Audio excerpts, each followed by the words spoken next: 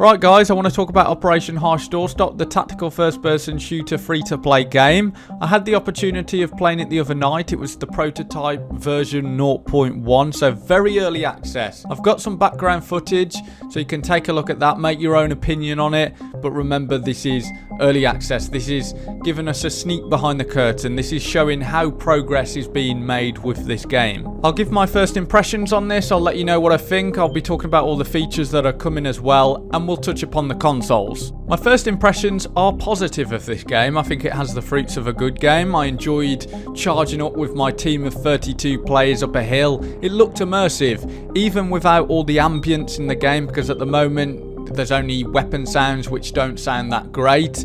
I enjoyed the engagements as well because there's high recoil, which does make these engagements last a lot longer. You're trying to fight with this weapon. You got to make sure that you've got single fire mode on or burst fire, and really fully automatic is only for those very close quarter engagements. Lots of bugs need to be ironed out, and touching upon the graphics as well, and lots of features that aren't in the game. Things like destruction, vehicles like jeeps, tanks, aircraft carriers, aircrafts and battleships. That's going to completely change the meta of the game. We understand that that's going to take a bit longer to implement. Those things are sort of the wish list. So if you can pledge a bit of money on Patreon for the Blue Drake 42, obviously we're not in any sort of cooperation. I'm not paid to say this. I just highly respect Blue Drake 42 for doing this. I think he's a great content creator, very honest, and I couldn't think of a better person to develop a tactical game. He's spoken about how he's fed up of AAA games and how they've got these aggressive microtransactions, loot boxes, they're taking away content that should be in the launch of the game, they don't have mod support. He's doing all of this stuff. He's making it a community-driven game. So if you are interested in these more hardcore shooters, or you're fed up with AAA games and how they're going,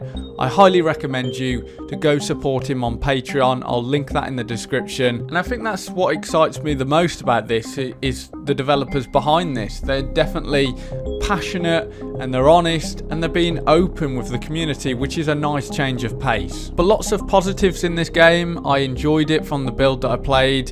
Like I said, you can make your own opinions in the comments down below. Let me know your thoughts on it. But I just want to touch upon the consoles as well. You talked about signing a distribution deal with the consoles like Sony and Microsoft. So this is definitely something he's working towards.